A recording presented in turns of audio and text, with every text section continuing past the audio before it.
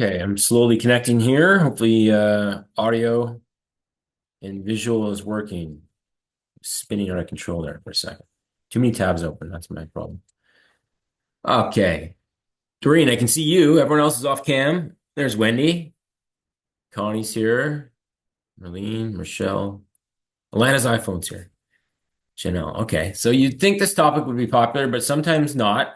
Sometimes people shy away from the what's cooking, the meal prepping, the cap tracking, all that fun stuff, which is the biggest piece to the puzzle, of course.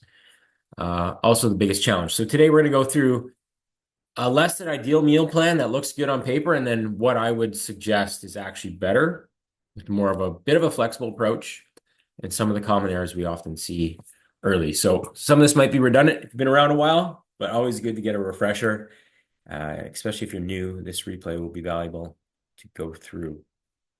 So with that said, it's Wins Wednesday, so please drop something in the chat that's working for you to get the good vibes rolling. And then I'll share my screen. And you know what? Because I'm not smart enough to know how to sync the phone, we're going to just have MyFitnessPal desktop version. And hopefully it's large enough to be visible for you guys. Someday I'll figure out how to actually stream my phone, and then we can go through both my tracker for those who use that and FitnessPal. But okay, so looking at this sample meal plan, this was very close to one example a client shared, like their previous day's food log before they started. And they said, yeah, I don't know what gives. I'm eating really clean foods, and the scale hasn't budged in, I think it was 3 months, honestly. If not budged, it was actually gaining a little bit too. So we looked a little bit deeper and we realized her calories were roughly 2,100 to 23. I think there was even one day it was 2,400. And that was obviously maintenance for her. Okay. So on paper, 3 eggs, spinach, banana, all good things. But again, maybe in this case, 500 calories for breakfast is a bit too much. And the big thing I find with people when they start is not accounting for olive oil, butter in the pan, like making sure that you're tracking whatever you use. A spray is probably the best option, right? Or a light dusting of olive oil that you wipe out with paper towel, so there's a little bit of residue left, not just free pouring it in. That was the biggest unlock for her right away, was every meal had a little bit of healthy fat, but it was adding up too much in the calorie department. So I would recommend, well, we'll share that. We'll save that. Lunch was a big salad with a full, I think it was like a half avocado or something, or this one actually was a full avocado, small avocado, but 240 calories, right? Healthy fats again, but the whole keto mindset that fats don't count. They do, unfortunately.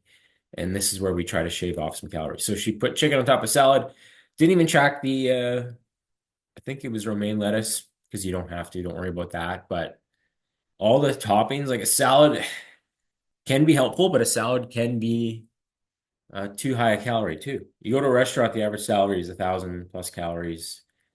If you use the full amount of dressing, all the toppings and cheeses and stuff, it adds up fast. And there's a bit of a health halo around that. So this was helpful for her to understand that, we can still eat healthy and have too many calories in the mix. Okay. And dinner, Costco salmon, again, not bad on paper, but the fat is pretty much equal to the protein in terms of calories, because fat has double the calories per gram, right? So there are probably better options in a fat loss phase than full fat salmon, unfortunately. She had a ciabatta bun and then some rice. So I don't think that meal is too bad. It's just, where can we save calories to account for that? And this is where we found the biggest unlock, was for healthy snacks. So it was like a handful of nuts, but when we did the math, when she weighed out what she thought was close, it was 56 grams worth, 340 calories, pretty significant. And then just 3 squares of dark chocolate, 150 calories. It's quite a bit of fat in dark chocolate. So again, there might be better snack options. So there you have it. That's basically the 500 calorie difference between losing and maintaining. So what I suggested was actually to save some calories through her 3 square meals so that she can still have a snack, but something better. better served than these two, right? Okay. Any questions on that meal plan first before we move to what I'd consider an optimized one? All good? Okay. Okay, so this one on paper actually doesn't look as clean, but it comes in a lot lower calories, higher protein. So the two X factor variables, right? So I suggested if she's busy in the morning, stressed about making eggs, just have a protein shake. In this case, 2 scoops might be overkill for some, but it's easy 50 grams of protein or close, 1/3 of the way to her target. The beef jerky, actually, that's not her breakfast. That was a snack that I accidentally put it on her breakfast. So a shake with greens, very low calorie, but if it's a big enough shake with enough ice and greens in it, that can tide you over until lunch. Some people prefer to have a bit more food at breakfast, and that's totally cool too. I just am more aligned with, I do want to eat something in the first couple hours of the day, but I don't want something that's too heavy. So lunch, just more focused on whole foods, sirloin steak, actual potatoes, still had the olive oil on the in the veggies, but again, a little bit more filling, I would suggest, than what she had on her plate, and higher protein. Okay. And then for dinner, a mix of ground turkey with G-Hughes barbecue sauce on it. And then I'm a big fan of these, what are they? Shoestring fries. So 56 pieces, only 130 calories. Is it the most healthy? No, it's processed. It's still potatoes. It's still calorie. There is still calories in it, but not that much, actually. You do the math on it. So as long as you're weighing and knowing your portions with that, maybe you want to choose the fries instead of the potato or rice, right? That's totally cool. That's the whole idea with this, is it doesn't have to always be these staple diet foods over and over to still hit your numbers. And then I think we tracked this wrong, but she had like a mini vanilla drumstick, which was 120 calories. So I think, yeah, she just fractioned it out. So there was her snack, and she had an apple at some point during the day. But yeah, 1,600 calories, 150 protein, right? That's right in our deficit. And I would argue the food choices here are more fun than the healthy fats on the other one. Okay. So any questions on this? Hopefully this is making sense. I'm losing my screen. There it is. Okay. Well, we'll have Abby first speak to this then. Any 2 cents on your end to add to what we've kind of shared today? Sorry, I jumped in late, but I assume that you were evaluating someone's food log. Yeah, I did 2 example food logs. So one was before the program started. I just punched it in here as an example. And healthy fats, salmon, dark chocolate, olive oil, big salad, but 2,200 calories roughly with low protein. Mm-hmm. And then the after one was technically less healthy choices in some places, but obviously much lower calorie, much higher protein. Mm-hmm. Right. So that's sort of the takeaway, I think, for most on this call is not to think clean or dirty, is to think cap first and foremost, Right. kind of fit in things where it makes sense to do so. Mm-hmm. Yeah, I mean, I mean, we get this all the time where, well, but I eat healthy and, well, healthy is the reason that you're not losing weight either. And I mean, I'd argue that most people don't know how many calories they're eating anyways, but, just because something is healthier than something else, like you said, the fats are super high calorie for very little amount typically. Doesn't mean we don't include them or add them for hormonal reasons, etc. But yeah, just trying to stay flexible with your day, including a treat, having mostly whole foods. I mean, keeping it simple, and planning ahead. I mean, that's the game. Uh, People that have a hard time hitting their numbers obviously are not planning ahead, because if you were, you'd see the night before if you're hitting your numbers or not. And then the next day, all you have to do is just eat the food. Isn't that so much easier than, at the end of the day seeing, oh, I'm 50 grams short of protein, or making decisions in the moment at every time you eat, that's a recipe for disaster. Nailed it. Yeah, there's a couple questions in chat. Yeah, keeping the protein up makes me less hungry. For sure, that's one reason we do it. Muscle preservation is another. But yeah, it definitely makes the dieting part simpler.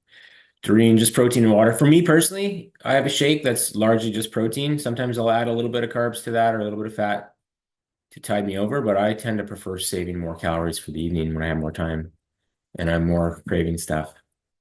But personal preference on that. Rochelle says, how do we log homemade items? Just break it down into the individual ingredients you use to make it, would be my suggestion. Not trying to find an equivalent hamburger patty in the app because it'll be probably a lot different than the composition of yours. So you know what you went put into it if you made it. So just break it down, make a meal out of it. Anything to add to that, Abby? Other than the high fat and cheese makes me sad, Arlene. Yeah, very true. Uh, There are lower fat options of cheese, but they never taste quite as good. yeah. I guess another thing worth mentioning is cautioning people to constantly be changing their food and their menu all the time and things with a million ingredients. And I mean, the more simple you can make things, the better. Um, Otherwise, man, that would be really stressful for me. If I had all these recipes and tried to do something new all the time. And truthfully, I mean, just having similar, picking a couple different options for each meal. And then maybe, maybe for dinners you do a little different, um, have a little bit more variety. But I think when we think about it, not we're all eating kind of this similar and same things most, very frequently. So I think that just makes the whole process easier. Great Not, point. Yeah. not every meal has to be a party. That's what Especially now, yeah. In a lot of cases, too many cheat days got us into this situation. So it's yeah. about eating cleaner, diet uniform. The less variables that change, the better. Hmm. And from a food tracking perspective, everything's saved in the app, right, that you've used. So if you use a lot of the same stuff, you're going to save time on that step as well. Big time. Yeah. So I mean, for me, pretty much every breakfast looks the same, except maybe on a weekend, might have more time to do something different, but I have my breakfast and lunch that are kind of standard and I don't have to think about it. And then dinner is where I would kind of sit down and think about it more or prepare something from scratch. But if you're trying to do that for every meal, it's going to be really challenging, no doubt. Okay. Anything else? Feel free to unmute too, or just drop in the chat. We get asked a lot about meal planning, recipes. We provide a lot of those off the top, but yeah, if you're trying to have gourmet, elaborate recipes, every step of the way here, it's going to make for a lot more headaches. I have a question, Mitch. It's Yeah. Connie. Okay. Is there a point at which the protein supplements can like you can get too many calories from your shakes and your protein bars and you'd prefer that we're eating like actual food? Yeah, I think if it's a choice between the two, the whole foods are going to come with more micronutrients, be more filling. So if it's like either or, then certainly trying to lean towards whole foods. But we're all human. We all need our convenience options at times. So my general rule is like never two in a row. So alternating like a shake and a whole food meal or a protein snack and a whole food snack. There's no real science for that reasoning. That's just my personal approach to it. We would dig a little bit deeper if we find in both ways. If you're overly hungry between meals, then maybe we do need to lean more on the whole foods and fiber and, protein that requires more chewing. It's going to fill you up for longer, likely. But at the other side of the coin, some people are really kind of bloated feeling with more whole foods. So then we have a good opportunity to include a liquid meal to kind of bridge the gap, give the digestive system some more time to clear out, so to speak. So not one size fits all.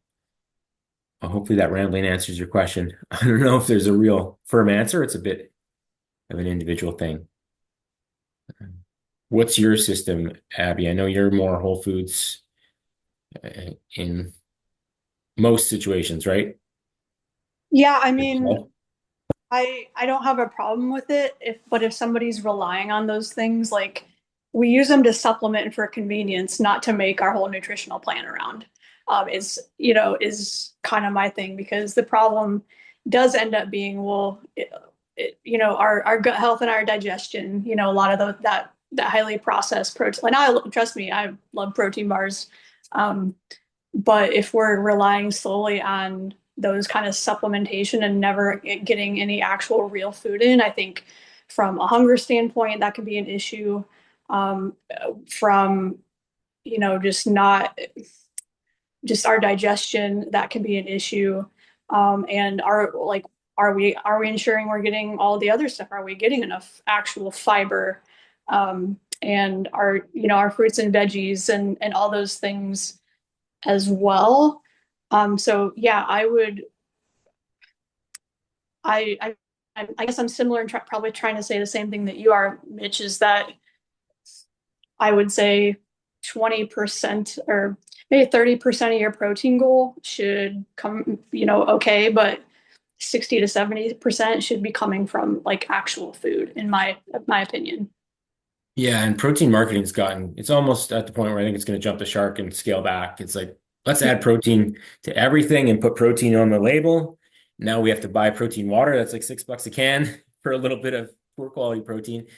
And it's gone too far to this Franken food. Like everyone's eating just bars and shakes and Absolutely. Well, replacement drinks. you know, Yeah. this, this is probably going to make some people mad too.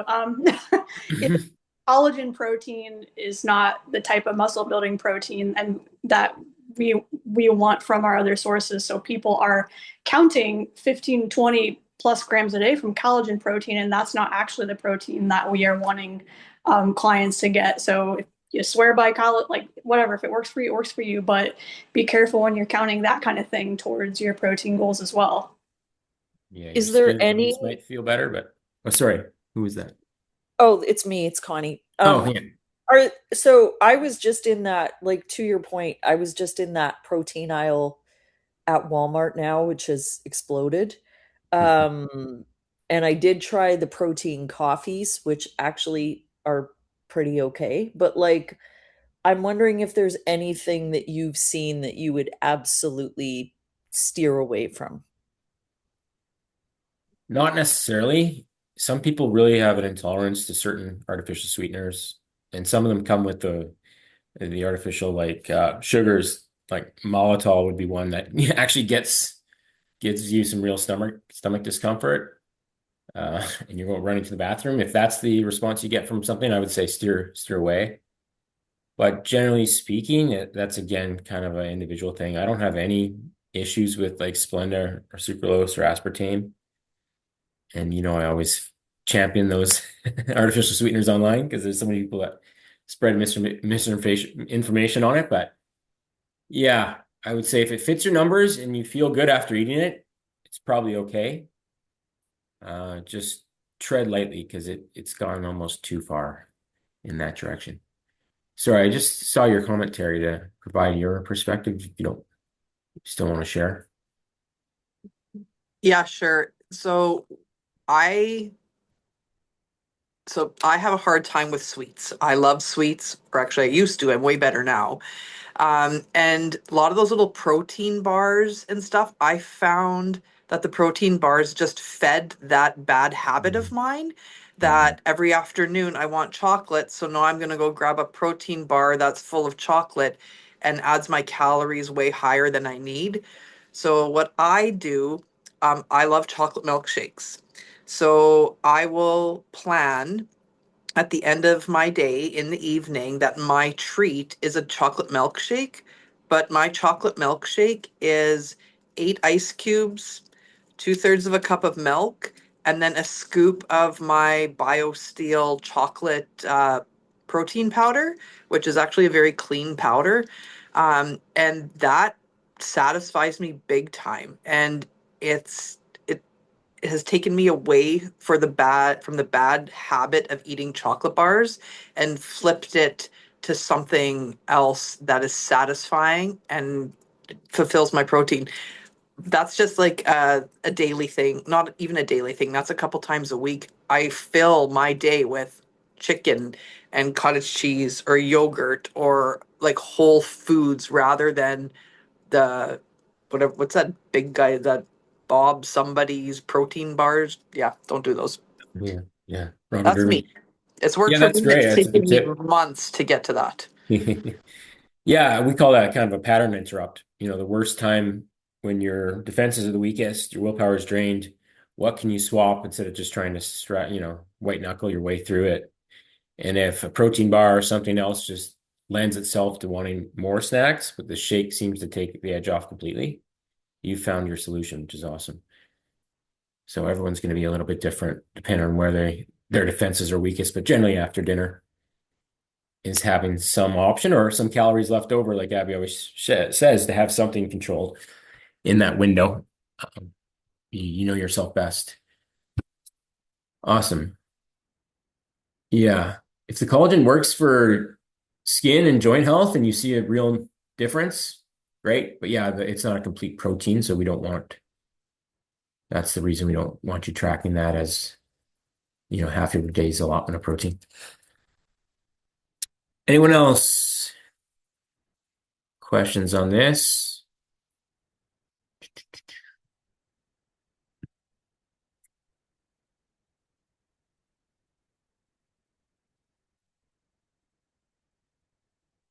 Okay. Guess we can leave it there. Any final comments? That might not be a question. That works for you. I think that was the biggest value from this call, is people sharing their perspectives. Okay. Guess everyone shared. Anything on your end, Abby? Any wise words to leave us till next week? I think we covered it all. Just don't be resistive to tracking ahead of time. Mm-hmm. Your life becomes so much easier, I promise. Yeah, it's like, it's time commitment. I find the biggest time commitment is when I don't have a day planned and I'm like, it's mealtime and I don't have anything at the ready. What am I going to eat? And there's a lot of mental fatigue that comes with that. Whereas if I have it all planned the night before or morning of, you just execute. Right? Yep. That's just like people, I mean, they do in their workouts. They have a plan going in, or literally every other thing in their life. But for some reason, the tracking the food ahead of time, people just don't want to do it. Yeah. Same amount of time. When it could, faster. Could literally literally transform you. Like you know where you're at, you know what you're doing, you have better data, coaches have better data to work from, and you're just hitting your numbers. I mean, it's not perfect and things come up, I get it, but when you can go through your day and you just have to do it and you don't have to think about it, I'll take that any day. Yeah, once it's written down, there's something to be said for that. We're more consistent with ourselves. Like just the idea of going into a meal out somewhere and knowing what you're going to choose, you're more likely to make the right choice. Yep. Same idea with food tracking in advance. And if you've got like a nightly brain dump wind down routine, like you probably should, then this could just be one more step in that process, or your morning cardio, right? You have your phone with you, track your food there. That's often what I do on the treadmill. It's like, okay, exactly what I do on my walk in the morning with my dog. Yeah. I'm just filling out here's what I'm doing today, already ready to go. Yeah, your calendar shows what you're doing for work, for everything else. So if you want to succeed in this area, makes sense. Have a plan. We've got a hand raised. Janelle, is that intentional? Yes, hi, it is. A question in regards to the kind of in the stuff that I've read about the one kind of meal a week that's kind of fun. Are we tracking that meal as well? Or is there a goal to hit throughout the day and then kind of responsibly let go a bit? Or how does that work? Yeah, Fun Meal Friday. I mean, I think that's how it's coined, but it can be any day of the week. Perfect world early on, it still fits within your numbers for the day. You're just planning the rest of the day around it. Call it the work back method. So if you know you're ordering in something or you're going out, make that choice, log it, see how many calories it comes in at, and then the rest of the day has to fall in line. At a certain point, we might allow like a maintenance calorie day where you do have a bigger buffer, but we want to kind of remove that variable early and see what your body's actually responding to. So that's my approach. I would suggest every coach is going to be a little bit different, and it's going to be different for each client too. And sometimes that can open the floodgates to a full weekend, and that's the whole mindset that gets people in trouble. The all or nothing approach, right? So, Right. Okay. Very good. that makes sense? Yep. Okay, Thanks. perfect. Okay. Well, we'll leave it there then. We're almost at our time. So next week we'll be focused in on workouts with Abby. I'll be at a conference. I might be able to jump on. Not certain just yet what my schedule is going to look like. And then going into May, we have Dr. Dibby, which we'll drop more details on soon, but that'll help pry open your subconscious and get you out of that self-sabotage that tends to kick in at times for all of us. All right. Cool. Have a good rest of your week.